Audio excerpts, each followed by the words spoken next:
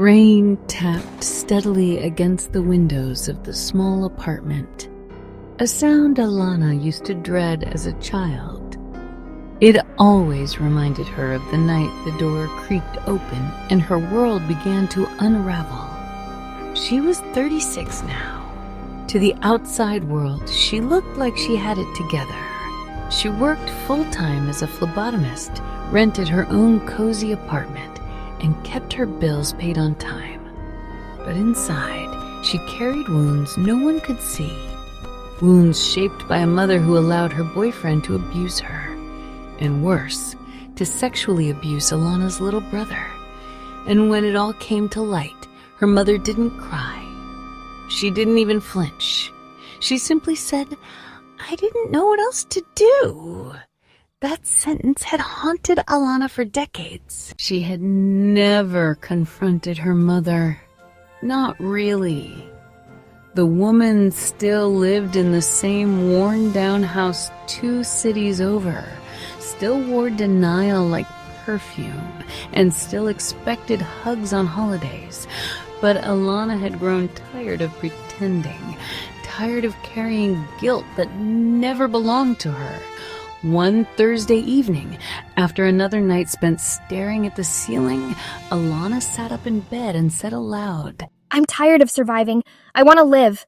She called a therapist the next day. The first sessions were hard, like walking barefoot across broken glass.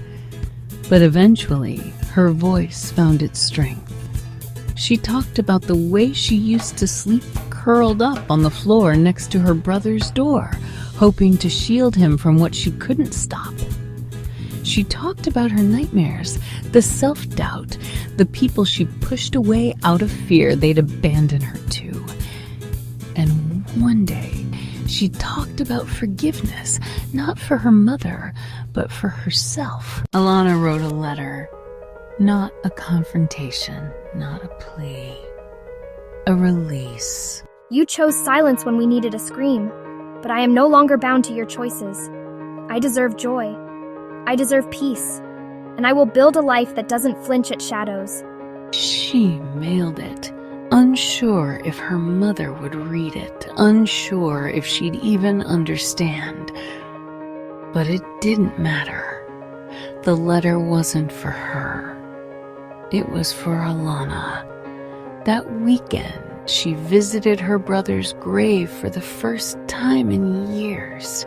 She brought sunflower seeds. They'd been his favorite snack. Sitting beside the stone, she whispered, "I'm sorry I couldn't save you, but I'm going to save myself."